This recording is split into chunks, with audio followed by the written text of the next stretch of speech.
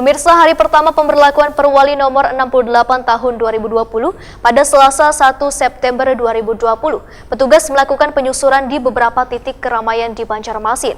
Salah satunya yaitu Pasar Pekauman Banjarmasin Selatan. Dari hasil pemantauan dan penyusuran, didapati masih ada sebagian warga yang kadang memakai masker.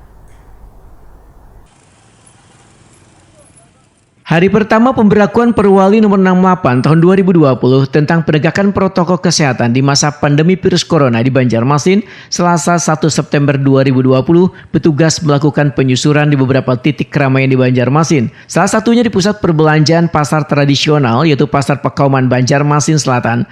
Dari hasil pemantauan dan penyusuran, didapati masih ada sebagian warga yang kadang memakai masker. Petugas pun langsung mengambil tindakan dengan memberikan teguran lisan wan tertulis jua mendata data diri mereka. Tolong siapa lagi yang menjaga emang gak ada pian buat gitu nanti tolong gula.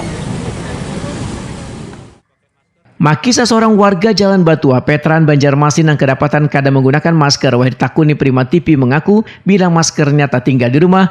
Maki menyatakan kada tahu terkait adanya sosialisasi penerapan Perwali yang mulai diberlakukan Pemko Banjarmasin ini. Kada ingat bawa masker dari Maman. Rumah di mana Maman? Jauh ketian. Oh, jadi kada ingat lah anak sini. Nah, kemana tadi sini Maman? Jalan-jalan lagi. Tadi apa aja Dar? Ditegur lah Maman. Tegur. Suruh pakai masker lah. Kakak besok bawa TV ya. Ini masker di bari ya Maman? Masker di bari lah. Iya.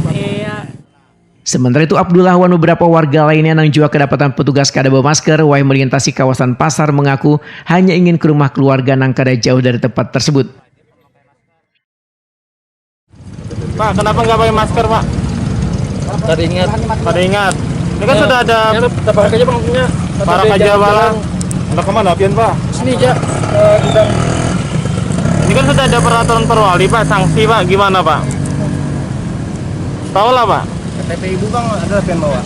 Dan ini ibunya kalau pakai masker juga.